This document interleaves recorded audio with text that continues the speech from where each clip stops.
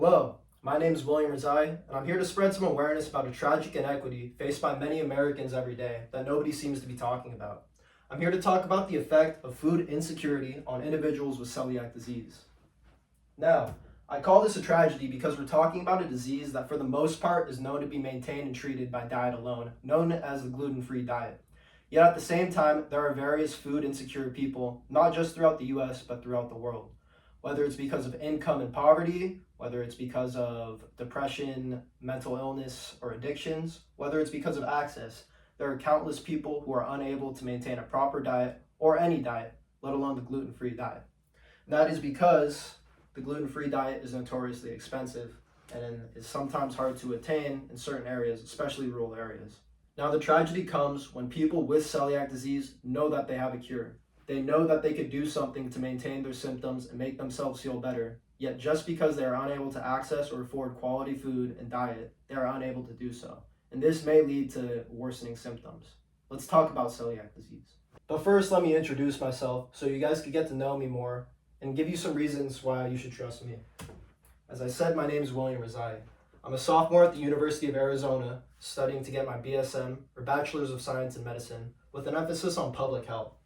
I'm devoted to learning science, and I'm super passionate about it. I love especially learning about how the body works and how health works and how to manage health. As some credentials, I passed various classes with flying colors involving biology, chemistry, nutrition, anatomy, and many more. I truly do love science, and I really get into it. What I like to do with this is help people as I get older. I feel a great calling to help people maintain their health, be healthy, and just live a good and happy life, hopefully pain-free of any symptoms you may be dealing with. Beyond that, I've spent many years perfecting the art of research. And yes, it is an art. It's one thing to look things up on Google, but it's another thing to go over various studies and every evidence and piece of data that you can to really cement your answer and find what you're looking for. As some more credentials, I've spent plenty of time researching celiac disease, and especially the effects faced by those who are food insecure and low income. Now let's dive into the issue. Before we get into the problem though, I'd like to start off by saying it's important to note that we live in a modern world. There are once many inconveniences that we now no longer even have to think about, most of us. We live in a world of great achievement in our knowledge of the human body, diseases, disease prevention, disease treatment, and human health. With that, we found the treatment and maintenance for celiac disease, which is a gluten-free diet.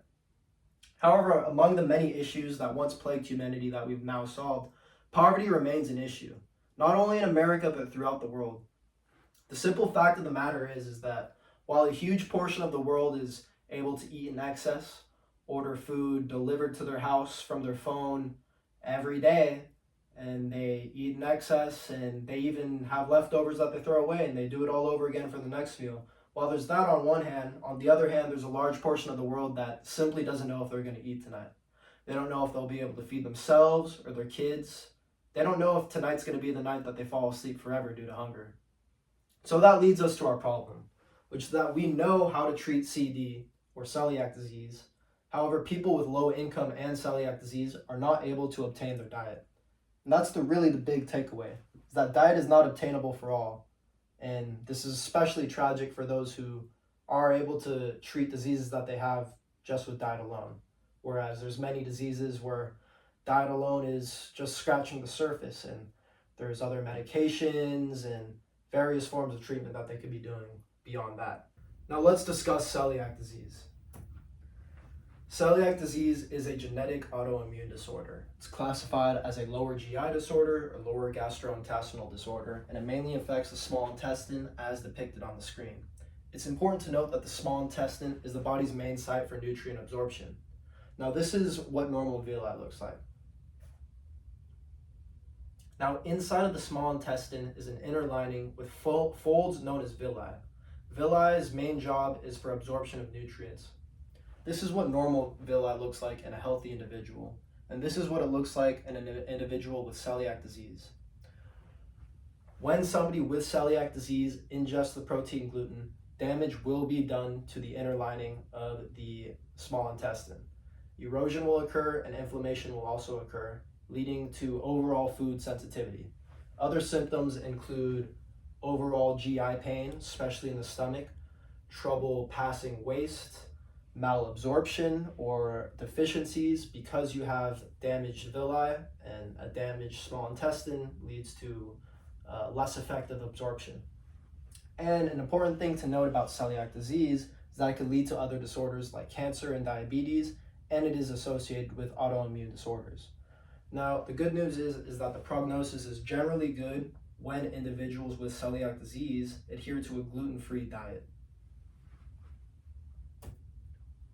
Now, when talking about celiac disease, it's important to get the definition, which is the body's abnormal response to the protein gluten. Now, by various self-reports, it is widely known to greatly negatively impact the quality of life of those who are diagnosed with it. And by various sources, it's estimated to affect about 1% of the US population. Now, aside from gastrointestinal symptoms, other things can occur. Especially in untreated celiac disease, there is an increased risk of diabetes, cancer, and other autoimmune disease. Neurological symptoms can occur, ranging from mild to severe.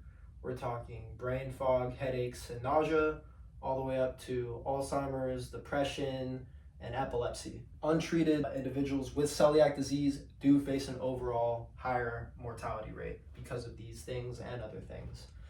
Now, though diet is known to be the best treatment for celiac disease, those who are food insecure may face mental stress, knowing that they cannot obtain a gluten-free diet.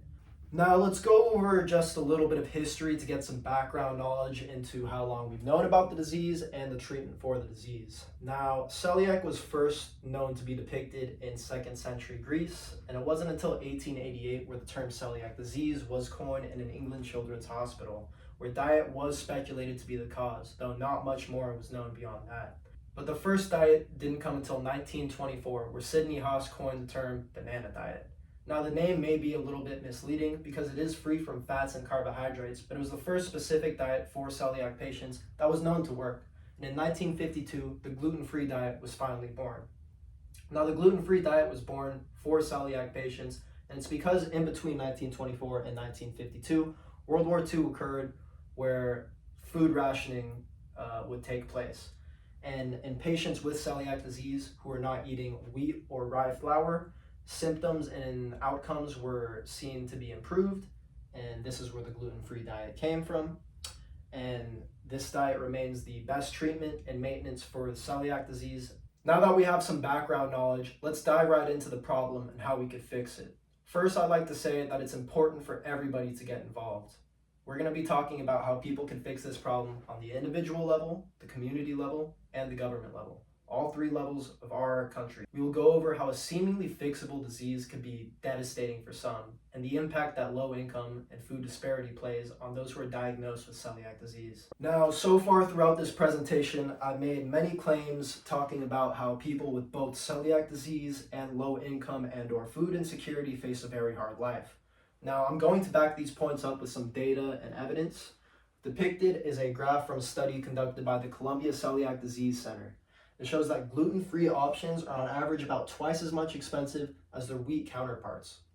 Now, the exact percentage is 183% overall on average more expensive than their wheat counterparts. The study also breaks down the availability of gluten-free foods. Now, the availability of gluten-free foods was shown to be the highest at health food stores and upscale venues at 66% as of 2019. What we could take away from this is not only are gluten-free options more available to those who can access health food stores and have the money for upscale venues, but they're not even 100% available at that. This means overall, for both low and high income, there is less access to gluten-free food. Now, this next graph is depicted from a study from the Journal of Gastroenterology, which found that individuals classified as low income have 6 times the odds of greater GI symptoms than those with high income. Now, depicted on the graph in the left or blue bars represents no diarrhea at presentation, and the right orange bars represent no gastrointestinal symptoms at presentation. Income is divided into 4 quartiles, with 1 being the lowest income and 4 being the highest income.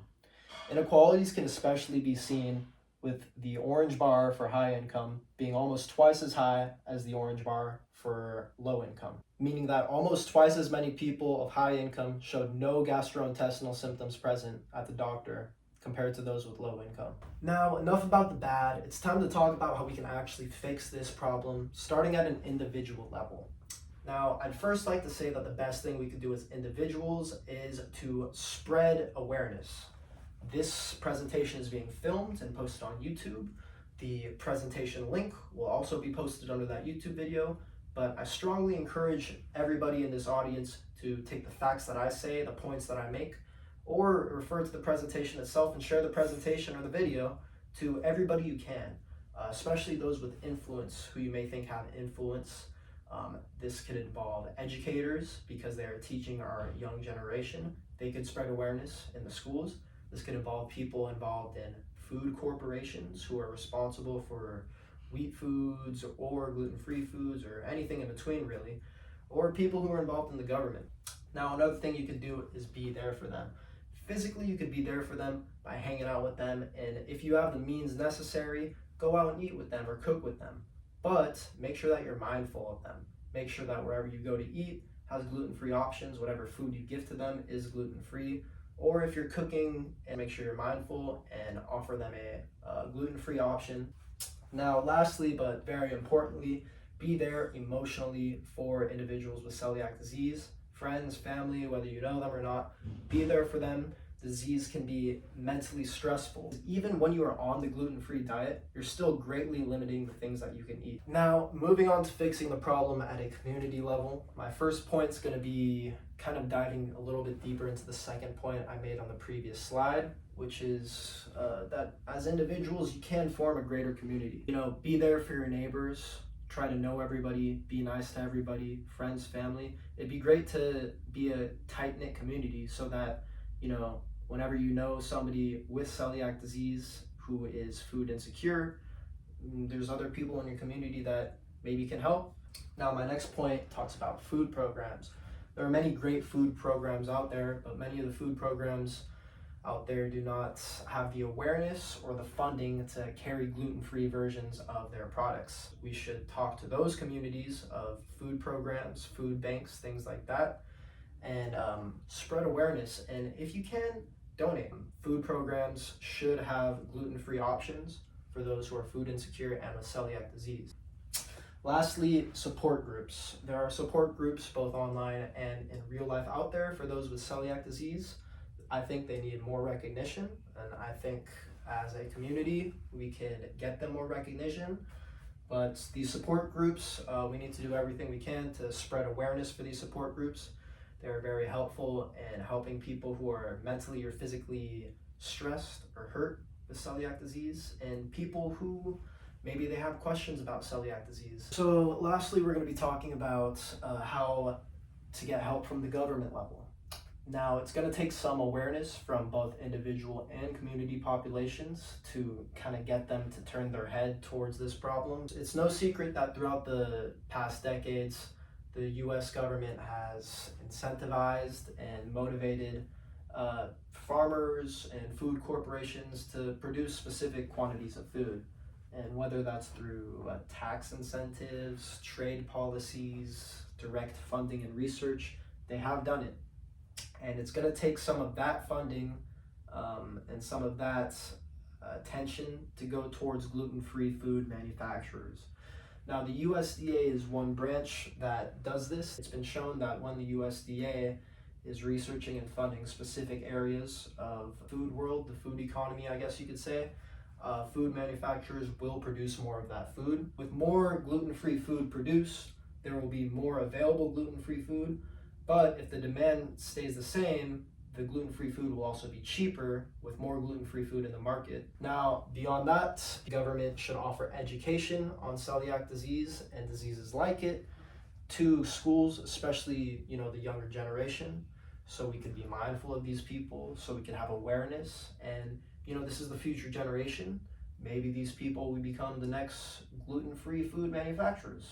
And lastly, I think the government should promote and help the communities that we discussed earlier, the food banks, the celiac disease support groups, the various communities online and real life, So that was my plan on how to solve the issue at hand that we've been discussing in this presentation. As a little recap, we've talked about how gluten-free products are generally less available, especially to those of lower income.